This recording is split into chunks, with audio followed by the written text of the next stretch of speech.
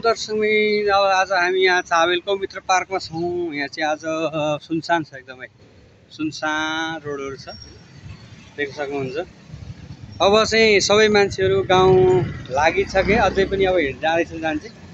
गाउँ लागिसके, हिँडिसके, साथै यो खै मान्छेहरूको लगभग 75% चाहिँ मान्छेहरू गाउँ लागिसकेको अवस्था छ है, देख्न सक्नुहुन्छ। त्यसैले यहाँ अब सुनसान रोडहरू, सटरहरू सबै प्याक, सटरहरू अब सबै खाली भन्दा नि हुन्छ, बन्द छन्, खाली छ भन्दा नि त होइन। ल हेर्नु सक्नुहुन्छ उहाँ, त्यो चाहिँ अब पशुपति कलेजको बिल्डिङ हो होइन, सब खाली छन्, सटर हेर्नुहोस् है त, खाली छन् त्यहाँ।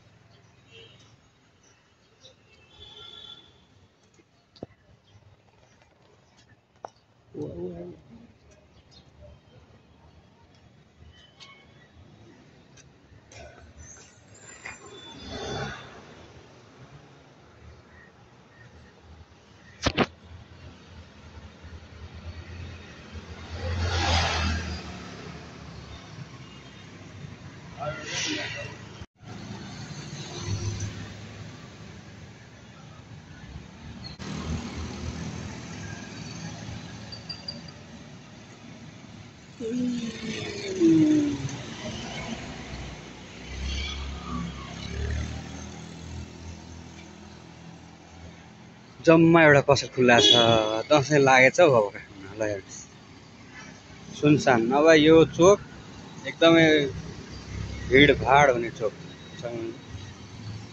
यो गल्लीमा एकदम व्यापक चल्ने गल्ली हो, यसमा नि खाली सुनसान छ, गल्ली सुनसान। यो बाटो एकदमै मान्छेको प्याकम प्याक हिँड्ने बाटो, तर खाली छ। अब लगभग भनेको 75% चाहिँ काठमाडौँ खाली भयो, सब सटर बन्द, सब सटर बन्द। यो त लकडाउन जस्तो लागे जस्तो भयो, काठमाडौँ लकडाउन लागे जस्तो भयो, यस्तो छ अवस्था। सुनसान हेर्न सक्नुहुन्छ, सुनसान, सब सटर बन्द छन्, हेर्न सक्नुहुन्छ, सबै सटर बन्द।